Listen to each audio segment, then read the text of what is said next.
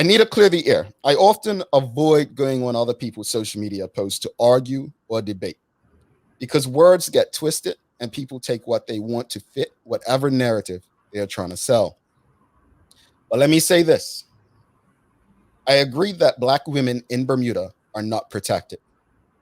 What I disagree with is that they are the least protected group in Bermuda. I refuse to allow people to twist my words and act as if I'm an enemy when it's clear that I'm an ally. And as an ally, I must correct what isn't accurate. In Bermuda, a Black male is less likely to be employed, especially in a top position. A Black male is more likely to be pulled over than any others. A Black male is more likely to end up in prison. In fact, I believe there's only one Black woman currently in prison in Bermuda. A Black male is more likely to have a criminal record in Bermuda. A Black male is more likely to be gunned down and murdered in Bermuda. I could go on and on. So when you ask me about a 16-year-old girl having to worry about being sexually assaulted at a bus stop, I won't dismiss that. This is concerning and outright sickening. But the facts show that a Black boy at 16 years old has to worry about being murdered at a bus stop simply because he's in the wrong part of a 21 square mile island or even mistaken identity. I'll never forget when this caller right here, woke me up one early December morning at about 4 a.m. asking if I just heard that. She said it sounded like a machine gun. I quickly put on my clothes and went outside to find out that Kumi Harford was murdered. I've lived a life having to worry about being murdered on a daily basis, not because I was a target, but because I was a Black man and where I lived.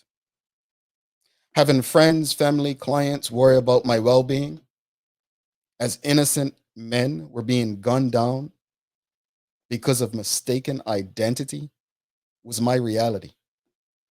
So, no, I'm not and will never dismiss the experience of Black women. I'm married to a Black woman.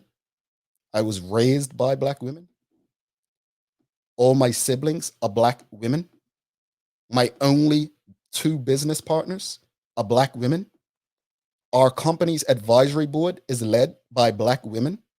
My colleagues on this very show are all Black women. So to twist my words and try to deem me as an enemy, as an evil enemy of Black women, is unfair and untrue. I've risked my livelihood to fight on behalf of Black men who were sexually assaulted and abused within a government institution because of a law that targeted only Black men, allowed them to be placed in the possession of sexual predators. So before you try to demonize me to fit a narrative, understand me, not for what you want to believe, but for who I am. And who I am is not your enemy. Facts over comfort. A friend of mine who is a Black woman stated to me last night, we Black women have it tough, extremely tough. But I'm not going to say we have it worse than a Saudi woman who can't even drive without being prosecuted, an Indian woman who gets stoned for reporting that she's been raped, or as a mother of a boy and girl, I won't act as if I don't worry about my Black son's safety more than I do my daughter's. We need to stop worrying about likes and popularity on social media to feed our individual egos and focus on doing right by everyone in our society, especially our most vulnerable, like the Black woman, who is one of the least protected people. On that note, we're going to take a break, and I hope I was clear with all that I said.